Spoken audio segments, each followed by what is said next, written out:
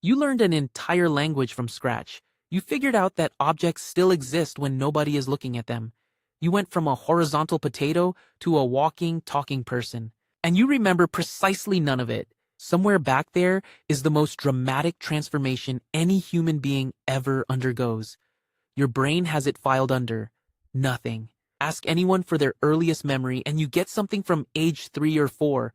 Fuzzy, weirdly photogenic, and there's a decent chance it never actually happened.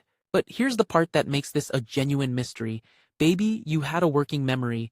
Babies remember plenty. So this isn't a recording failure, it's something much weirder. Today, the memories you watched yourself lose, the reason your brain overwrote them on purpose, and the experiment that proved they are still in there. Right now. First, the name. In 1899, Sigmund Freud noticed that nobody could remember their own early childhood and gave it a label, infantile amnesia. He also explained it. His theory was repression. The memories were so scandalous your mind buried them. That was wrong. Gloriously, confidently wrong. But the name stuck, so here we are, still using Freud's filing label for a mystery he mostly made worse. So if it isn't repression, what is it? Time for actual evidence. Clue number 1, babies remember beautifully. Carolyn Rovee-Collier proved it with a ribbon and a mobile. She tied a ribbon from a baby's ankle to a crib mobile. Kick, and the mobile dances. Babies figured this out fast. Then she came back days later, with the ribbon untied, and the babies kicked. They remembered the deal. 2-month-olds held that memory for days, 6-month-olds for weeks. So the recorder works. Baby, you was filing memories, using them, acting on them, which means the mystery isn't why you never recorded, it's what happened to the tapes. Clue number 2 is the eerie one. In 2014, Patricia Bauer and Marina Larkina sat down with 3-year-olds and asked them about recent events, zoo trips, birthdays, ordinary childhood stuff. The kids remembered fine, then the researchers waited and came back, years later, to ask again. At ages 5, 6, and 7, the kids still recalled most of those events, roughly 2/3 of them, solid. By ages 8 and 9, it collapsed.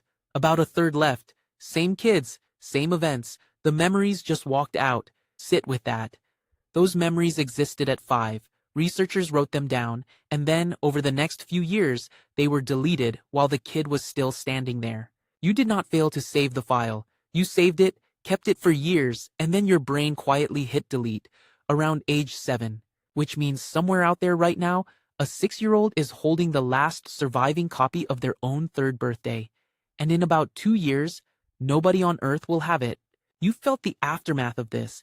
It's that moment at a family dinner when someone says, "Remember when you did that thing at the beach?" and everyone laughs, and you laugh too. You have no idea what they're talking about. You're laughing at a story about a stranger who happens to share your name, and you're the only one who knows it. Which raises the actual question of this video. Why would a brain destroy its own earliest work? The answer is in your hippocampus, and it's not sabotage, it's construction.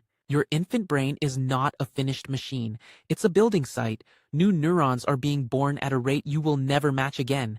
It's called neurogenesis, and in a baby, it is going absolutely feral. In 2014, Paul Franklin and Sheena Jocelyn's team showed what that costs you. Every new neuron wires itself into circuits that are already holding memories, and in wiring in, it rearranges them. It's renovating the library while the library is open. Every new shelf is an upgrade. Every new shelf also shuffles what was already on the walls. And they tested it both directions. Crank up neurogenesis in adult mice, and the mice start forgetting things they knew. Slow it down in infant animals, and those early memories survive. So the forgetting isn't a malfunction. It's the receipt. Your first years got traded for the brain that's watching this video. But construction is only half of it, because there's a second problem, and it's about language. In 2002, Gabrielle Simcock and Harleen Hain built a machine for a study, and honestly, it's the best machine in psychology. Kids put a big toy in one end, cranked a handle, and a tiny version of the same toy came out the other end, the magic shrinking machine. They ran little kids through it, at an age when their vocabulary was still tiny.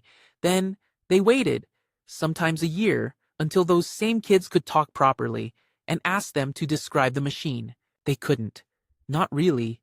They could point at the right pictures. Some could show you with their hands, but the words they'd learned since simply didn't reach the memory. The memory was filed before they had words, and it stayed filed that way. Baby, you took the notes in a language you no longer speak. You didn't lose the file, you lost the ability to read it. And if language is really part of the lock, then talking about the past more should push the wall back, which is exactly what the next study found. In 2000, Harlene Haynes' team asked adults from different cultures for their earliest memory.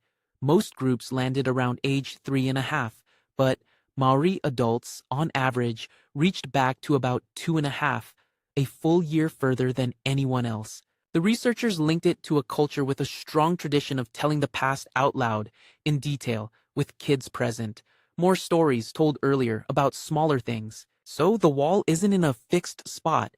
Every family that keeps saying "remember when" is quietly handing a kid the words to hold on to a year they'd otherwise lose. Now, fair pushback. Maybe that's just a nice way of saying they're gone.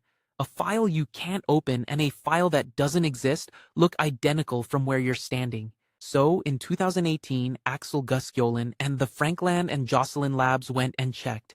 In mice, they tagged the exact cells that lit up while an infant mouse formed a memory, marked them, then let nature take its course. Time passed, the mouse forgot, behaved exactly like the memory was gone because by every test available, it was. Then they pointed light at the tagged cells and switched them back on. And the mouse remembered. The behavior came right back.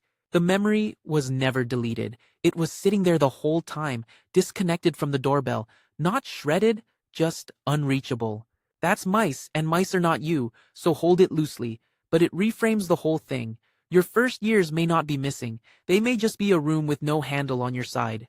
Which brings us to the memory you're thinking about right now. Your earliest one. The one you were mentally checking against this whole video. I have bad news about it. Elizabeth Loftus spent decades showing how easily memory gets rebuilt from the outside, and early memories are the softest target there is. Because your earliest memory has been marinating for 20 years in family photos, retold stories, and one relative who tells it slightly wrong every Christmas. Here's the test. Picture it. Can you see yourself in it? Your own face from outside? Because you have never once in your life seen your own face from outside. If you're in the shot, that's not a recording. That's a reconstruction, filmed by a camera that was never there. Which is not your brain lying. It's your brain doing its actual job, taking fragments and building something you can use. It's just that sometimes the fragments came from a photo album. So let's answer the real question. If those years are unreadable and half your earliest memory is fan fiction, what was the point of any of it? Here's the thing nobody tells you. There are two kinds of memory, and you only lost one of them. You lost the episodes, the specific afternoons. What you don't lose is everything those afternoons taught you. You don't remember a single lesson on how to walk. You're walking. You don't remember learning what a word is. You're following this sentence effortlessly right now. You don't remember figuring out that a face means safety, but you know a kind face when you see one. Every one of those lessons cost an afternoon you'll never get back. All of them are still running, so your first 3 years aren't a gap in the story. They're the part of the story that turned into you. The brain didn't delete them. It spent them. Somewhere in a room you can't get into. There's a version of you learning that hands are yours. Meeting the ceiling. Being delighted by a spoon. You'll never see it, but you've been standing on it your entire life. And the next time someone claims they remember being born, you can gently inform them that their camera crew was not there. Then, walk away mysteriously.